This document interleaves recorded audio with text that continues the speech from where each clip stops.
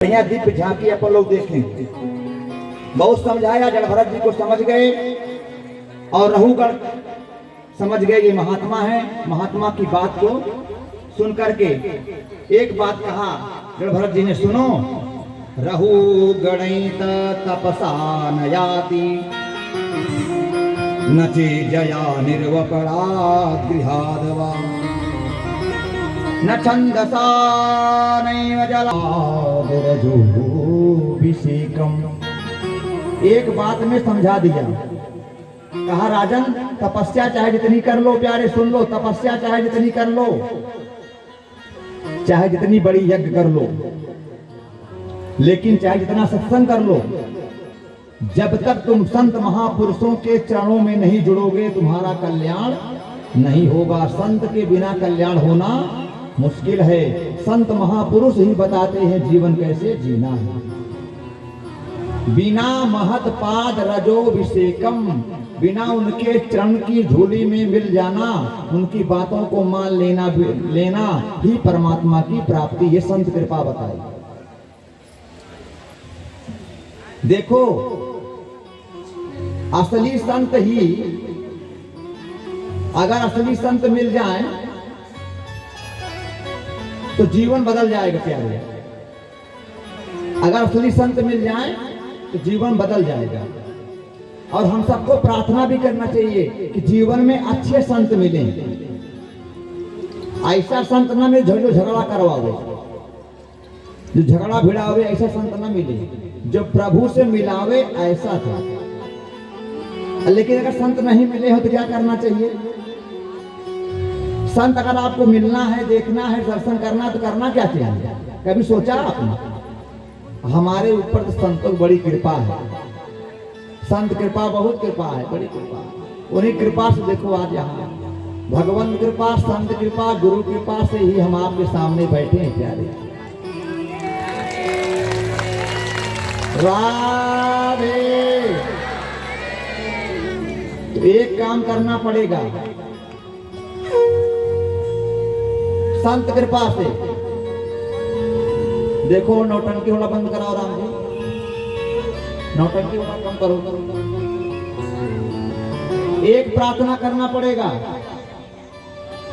एक प्रार्थना करना पड़ेगा संत से पाने के लिए, भगवान से। कहते हैं बिन हरि कृपा मिले नहीं संता, बिना हरि के संत नहीं मिलते। जब संत मिलना है तो हरि को पाना पड़ेगा। तो मेरा तार हरि से जोड़े हो, मेरा तार हरि से जोड़े, ऐसा कोई संत मिले। मेरा तार हरि से जोड़े, ऐसा कोई, मेरा तार हरि से जोड़े, ऐसा कोई संत मिले, ऐसा कोई संत मिले। वो ऐसा कोई संत मिले कि ऐसा कोई संत मिले, कि ऐसा कोई संत मिले, कि वैसा कोई संत मिले। ओ मेरा तार तार तार तार तार, मेरा तार हरि से जोड़, ऐसा कोई संत मिले। मेरा तार हरि से जोड़, ऐसा कोई संत मिले।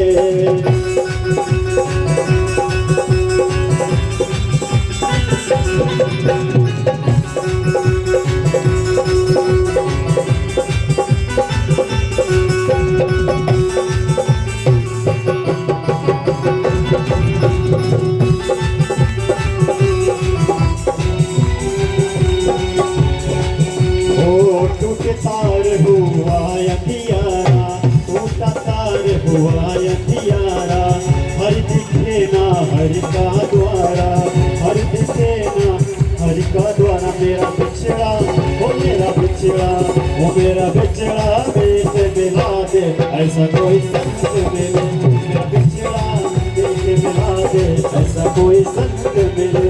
वो ऐसा कोई संत मिले, वो ऐसा कोई संत मिले, वो ऐसा कोई संत मिले, वो ऐसा कोई संत मिले। मेरा तार हरि से जोड़े, ऐसा कोई संत मिले।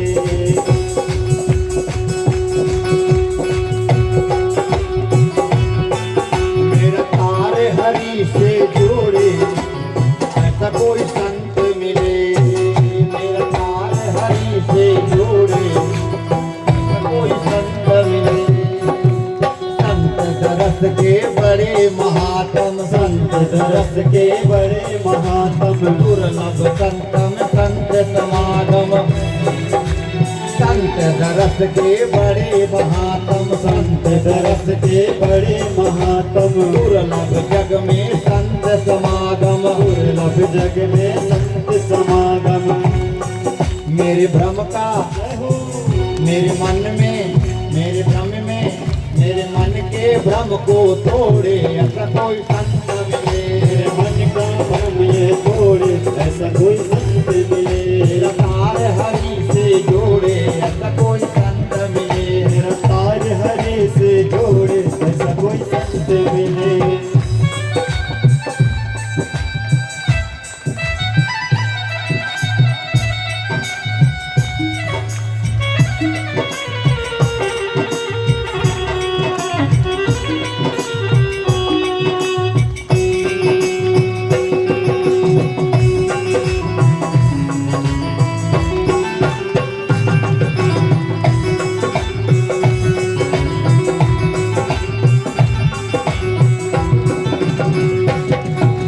माया से जो दूर हटाए, माया से जो दूर हटाए, मन का जो अज्ञान मिटाए। मन का जो अज्ञान मिटाए। माया से जो दूर हटाए, माया से जो दूर हटाए, मन का सब अज्ञान मिटाए। मन का सब अज्ञान मिटाए। सद्गुण मुझे सद्गुण दे दे थोड़े ऐसा कोई संत मिले।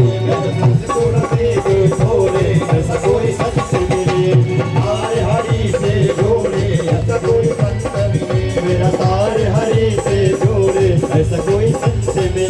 मेरा तार हरि से जोड़े ऐसा कोई संत मिले। मेरा तार हरि से जोड़े ऐसा कोई संत मिले। मेरा तार हरि से जोड़े ऐसा कोई संत मिले। ओ ऐसा कोई संत मिले। ओ ऐसा कोई संत मिले। ओ ऐसा कोई संत मिले। ओ ऐसा कोई संत मिले। मेरा तार हरि से जोड़े ऐसा कोई संत मिले। मेरा तार हरि से जोड़े ऐसा कोई संत मिले। मेरा तार हरि से जोड़े ऐसा कोई संत मिले। मेरा तार हरि से जोड़े ऐसा कोई संत मिले। ऐसा कोई संत मिले। ऐसा कोई संत मिले। भगवान की जय। कृष्ण कन्हैया लाल की जय। आगे सुखदेव स्वामी राजा परीक्षित को खगोल भूगोल इनका कल्याण कैसे होगा प्यारे। इनकी उक्ति मुक्ति क्या है। पापियों को तारने के लिए युक्ति क्या है, मुक्ति क्या है, बताइए। सुखदेव स्वामी कहते हैं पृथ्वी से 99,000, नोट करो, पृथ्वी से 99,000 योजन नीचे नरक है, दक्षिण दिशा तरफ। इसीलिए कहा दक्षिण जावा का राग। वहां पर 28 प्रकार के नरक हैं। कितने? 28 प्रकार के नरक हैं। तामिस्त्र, अंधतामिस्त्र, रौरव, कुंभीपाक, अयहपान इत्यादि 28 प्रकार के नरक हैं। अगर इन्हीं को सुना जाए तो इसमें बीत जाए, तो नरक न सुना जाए, नरक से बचने का उपाय सुना जाए। कल्याण इसमें है। कहा जो प्राणी दूसरे की संपदा को चुरा लेता है, दूसरे के स्त्री को चुरा लेता, हरण कर लेता है, दूसरे को बच्चों को चुरा लेता है, बच्चे चुराने वाले भी आते हैं, उनको यमदूत तामिस्त्र नामक नरक में ले जाते हैं। तामिस्त्र बोले वहां क्या करते हैं इनके साथ? बोले वहां तांबे के समान जमीन रहती। तांबा देखिए ना, लोटे का तांबा, उसी की तरह एकदम जमीन रहेगी और वो एकदम अग्नि से लाल जलता रहेगा। जब पूरी बनाते हो, परेठा बनाते हो, एक बूंद घी जब हाथ में पड़ जाता है तो क्या हाल होता है, नरक में क्या हाल होगा। बोले तांबे की जमीन पे उस व्यक्ति को दौड़ा देते हैं, दौड़ो ऐसे बिना वस्त्र, निर्वस्त्र, और वो तड़पता रहता लेकिन मरता, नरक में कोई मरता नहीं है, तड़पता ही रहता है। यही खासियत है, जब तक पाप कर्म नहीं समाप्त हो जाएंगे नरक में तड़पते रहो ऐसे। कहा जो जीवों को काट कर उनका मांस भक्षण करते हैं, मांस खाते हैं, उन्हें कुंभी पाक नरक जाना पड़ता है, कुंभी पाक में। बोले वहां क्या होता है महाराज? बोले वहां खूब बड़ा एक कड़ाही होता है, कड़ाहा जिसको गांव भाषा में बोलते, कड़ाहा, उसमें तेल उबलता रहता है, तल तल तल तल ऐसे, उसी में ना जाने कितने हजारों नरकी को डालकर उसमें डाल देते हैं। कितना भयानक नरक है। कड़ाही रहेगी बड़ी सी, तेल उबलता रहेगा, जीव को उसी ले जा करके डाल देंगे, उबलते रहो, मरोगे नहीं। अब याद करो छिट्टा जब निकलता है पूरी बनाते समय तो कितना दर्द होता है। 3-4 दिन तक लोग दिखाते, देखो तो बहनी काल पूरी बनवत रहे, छलका पड़ गया।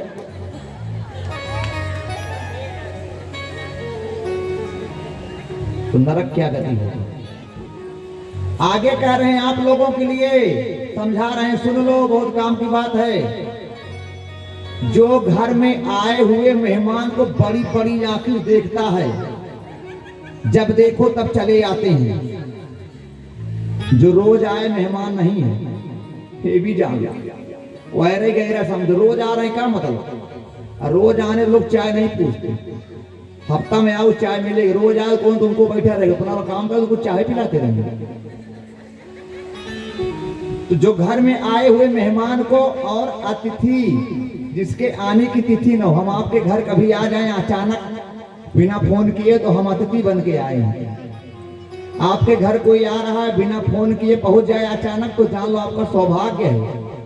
तो ऐसे लोगों के आने के बाद जो घूर घूर कर देखते हैं कि दोपहरी हम सोवत रहे, चला आए डिस्टर्ब कर देंगे,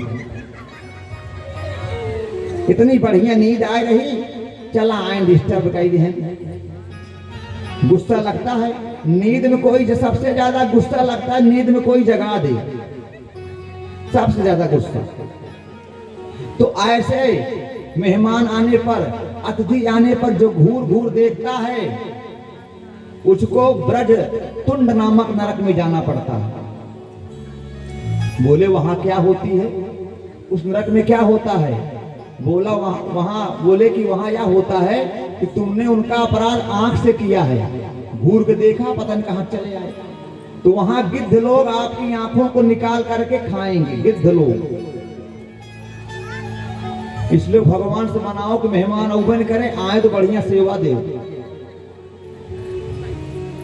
जो मनुष्य वैदिक मार्ग, अपना धर्म छोड़ करके दूसरा धर्म अपना लेता है, पाखंड पूर्ण धर्म जीवन जीता है, उसको असीपत्र नामक नरक में जाना पड़ता है। असीपत्र। बोले वहां क्या होता है महाराज? बोले वहां यम के दूत कोड़ा लिए रहते, कोड़ा नाम सुने? कोड़ा, कोड़े लिए रहते हैं, और वहां खूब तालबन का एक वृक्ष होता है, उसकी पत्तियां तलवार की तरह तीखी एकदम नुकीली होती हैं। वहां जब दौड़ोगे चारों तरफ छिलता रहे, छिल जाएगा, एकदम घना रहे, उसमें दौड़ाते हैं, कोड़ा मारते रहेंगे पीछे से, और आप दौड़ोगे पूरा शरीर छिल जाएगा, रक्त बहता रहेगा, चिल्लाते रहो, कोई बचाने वाला नहीं आएगा। इसलिए अपना जो धर्म है उसी में रहो, अपना उसी में कल्याण है। जो मनुष्य, कहा महाराज अब बस करो, बहुत हो गया, डर लग रहा है, उसने बचने के उपाय बताओ, अब आगे न सुनाओ। कहा सुनो, अगर बचना चाहते एक काम कर लो। सुखदेव जी कहते हैं सुनो, नरक से बचना चाहते हो भयंकर से एक काम कर लो। कहा नरक को धोबी घाट समझो। धोबी घाट, नरक क्या है? धोबी घाट। नरकों को धोबी घाट समझो। कपड़ा पहनते हो गंदा होता है कि नहीं होता है? धोना पड़ेगा ना। साफ करने के 2 तरीके हैं, या तो खुद से साफ कर लो, या तो धोबी घाट ले जाओ। खुद से साफ करोगे आराम से साफ हो जाएगा, नहीं धोबी घाट जाएगा तो कपड़े की धुनाई करेंगे। जब धुलाई करते हैं धुनाई भी करते हैं, पाट पाट। नहीं देखे हो, कहीं देखे हो? धोबी घाट जब कपड़ा धुलता है तो पट पट को पटकता है खूब। तो अगर अपने से आप साफ कर लिए, अपने से सुधर गए, तो अपना कपड़ा अपने हाथ सब कुछ बचा रहेगा। और यमराज के दूत के हाथ पकड़े गए तो खूब कोड़े पड़ेंगे। तो धोबी की धुलाई अच्छे से करते हैं और धुलाई के साथ धुनाई भी करते हैं। उसी प्रकार यह शरीर रूपी चादर है, अपना शरीर भी चादर है। इस चादर में अगर कभी दाग कोई लग जाए, कभी पाप बन जाए कुछ जीवन में, तो क्या करना चाहिए? प्रायश्चित रूपी साबुन से लगा करके अपने को धुल लेना चाहिए, प्रायश्चित करना चाहिए। आज के बाद यह काम हमसे नहीं हो गया, बड़ा बुरा हो गया। तो प्रायश्चित रूप साबुन लगा करके अपने कर्मों को आप बच सकते हैं पाप कर्म से। नहीं लगाया प्रायश्चित, अच्छा कुछ लोग ऐसे होते हैं बार बार कुकर्म करेंगे, भगवान से माफ करना, भगवान गलती हो गई, सवेरे फिर शुरू। ऐसे लोगों को भी नहीं माफ किया जाएगा। कोई गलती एक बार हो गई, दो बार हो, भगवान सुनते हैं। अब तुम लगातार चालू किए हो तो नहीं तो व्यवस्था किए हैं बगल में, चलो वहीं। तो परीक्षित महाराज कहते हैं नरक से अगर ये तो नरक बहुत खतरनाक है, तो सबसे बढ़िया साबुन है अपने घर सफाई कर लिया जाए, नरक से बच जाएंगे। कहा वह साबुन का नाम लेकिन क्या है? कहा वह बहुत जोरदार साबुन है, एक बार चादर पर डाल दिया तो बड़े से बड़े दाग ढूंढते रह जाओगे, दिखेगा नहीं। इतनी भयानक कारगर रामबाण साबुन है वह। कहा ऐसा कौन सा साबुन है महाराज? आप लोग साबुन लगाते हो खूब ना, नया नया कंपनी का, कुछ होता है क्या उससे? हमको